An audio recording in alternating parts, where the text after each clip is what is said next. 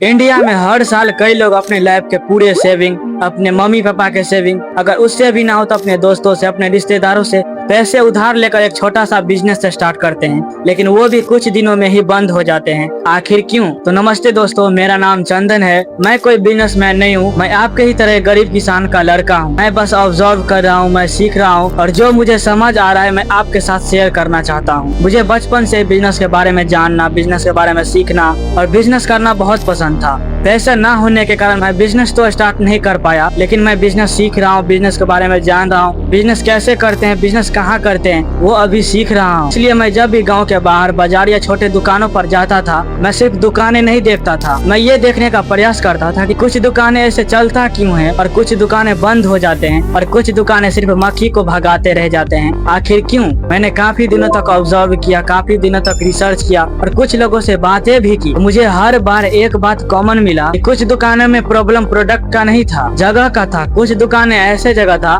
जहाँ पर कस्टमर आते नहीं थे और जहाँ पर आते भी थे वहाँ पर खरीदने के इरादे से नहीं आते थे, जहाँ पर खरीदने के इरादे से आते भी थे वहाँ पर वो प्रोडक्ट नहीं मिलता था। तो आज के इस वीडियो में 5 ऐसे ही जगह बताऊंगा जो मैंने पर्सनली देखा है, मैंने जो ऑब्जर्व किया है, जो मैंने सीखा है इतने दिनों में, जो मैंने रिसर्च किया है, वही आपके साथ शेयर कर रहा हूँ। मैं ये नहीं कह रहा कि वहाँ पर हर बिजनेस फेल होगा। मैं आपको पहले ही बताया मैं कोई बड़ा बिजनेसमैन नहीं हूँ और न ही मैंने बिजनेस किया है। जहाँ भी गलती हो मुझे छोटा भाई समझकर माफ कर दीजिएगा और जो आपको पता है, जो मुझे नहीं पता है, आप मेरे साथ शेयर करिएगा कमेंट बॉक्स में और जो मुझे पता है मैं आपके साथ शेयर करता हूँ वीडियो के साथ में। क्योंकि हम सब कोई बड़े खानदान से नहीं है कि डायरेक्ट एक मॉल बड़ा बिजनेस स्टार्ट कर पाए। हम सब मिडिल क्लास फैमिली से हैं। 10 रुपया भी खर्च करते हैं तो 10 बार सोचना पड़ता है। तो चलिए वीडियो को शुरू करते हैं। नंबर 1, मैंने एक अंकल को देखा जो एक छोटा सा दुकान अपना ओपन कर रहे थे। मैं वहाँ पर जाकर उन अंकल से पूछने लगा, अंकल आप यहाँ पर दुकान क्यों ओपन कर रहे हो? यहाँ पर ना ही कोई आता जाता है, ना ही कोई यहाँ पर रुकता है और ना ही यहाँ पर कोई आसपास कोई बाजार है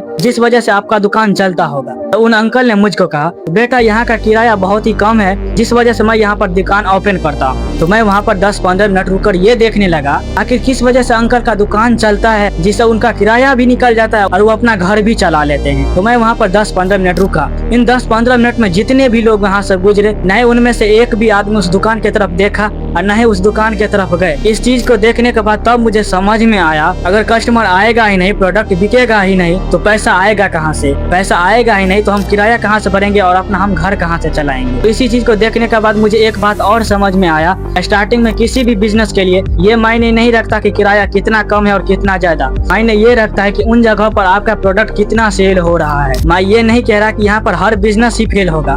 मैंने पर्सनली देखा है कि इन जगहों पर बिजनेस को बहुत ही ज्यादा स्ट्रगल करना पड़ता है। नंबर 2, मैंने एक बाजार में देखा लगभग 6 चाय की दुकानें एक ही लाइन में खड़ा था। मुझे लगा यहाँ का चाय का दुकान बहुत ही ज्यादा चलता होगा, जिस वजह से मैं वहाँ पर 10-15 मिनट रुककर ये देखने लगा आखिर किस वजह से इनका भी दुकान बहुत ज्यादा चलता है, जिस वजह से चाय का दुकान 6 वहाँ पर उपस्थित है। मैंने उस 10-15 मिनट में ये देखा कस्टमर तो वही थे, बस चाय की दुकानें बहुत ज्यादा ओपन हो गया था, जिस वजह से किसी दुकान पर 1 कस्टमर थे, किसी दुकान पर 2 कस्टमर थे, किसी दुकान पर तो एक भी कस्टमर नहीं थे। उस चीज को देखने के बाद मुझे ये समझ में आया, अगर बाजार छोटा हो, अगर एक ही बिजनेस बहुत ज्यादा हो, वहाँ पर किसी आम इंसान के लिए वहाँ पर अपना जगह बनाना बहुत ही ज्यादा मुश्किल हो जाता है। लेकिन वो बात अलग है अगर आपके पास अलग क्वालिटी है, अगर आपके पास अलग सर्विस है, अगर आपके पास अलग आइडिया है तो वो बात अलग है। लेकिन अगर आप किसी को देखकर बिजनेस कॉपी करते हैं तो वो थोड़ा रिस्की हो सकता है। नंबर 3, आप खुद सोचिए एक स्कूल के पास कौन कौन आते होंगे, या बच्चे आते होंगे या फिर पेरेंट्स आते होंगे या फिर टीचर पढ़ाने के लिए आते होंगे।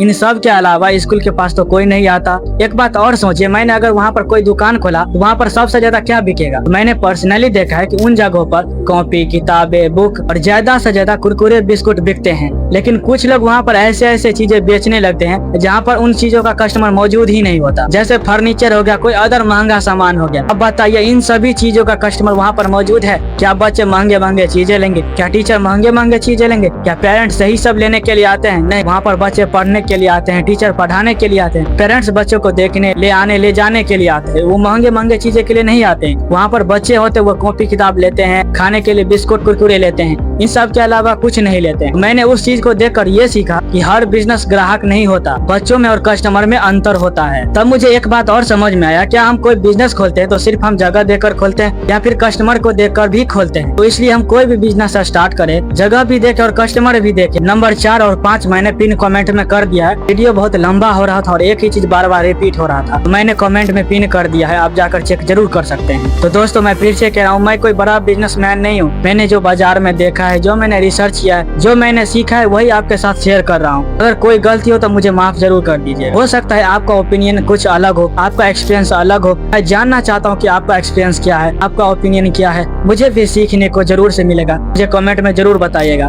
और ये भी बताइएगा कि मेरा ओपिनियन कैसा था। मेरा ओपिनियन गलत भी होगा तो मैंने बोला है, मुझे छोटा भाई समझकर माफ कर दीजिएगा। ये कमेंट में जरूर बताइएगा कि आपका ओपिनियन कैसा है, आपका एक्सपीरियंस कैसा, मुझे कमेंट करके जरूर बताइएगा, मैं पढ़ना चाहूंगा।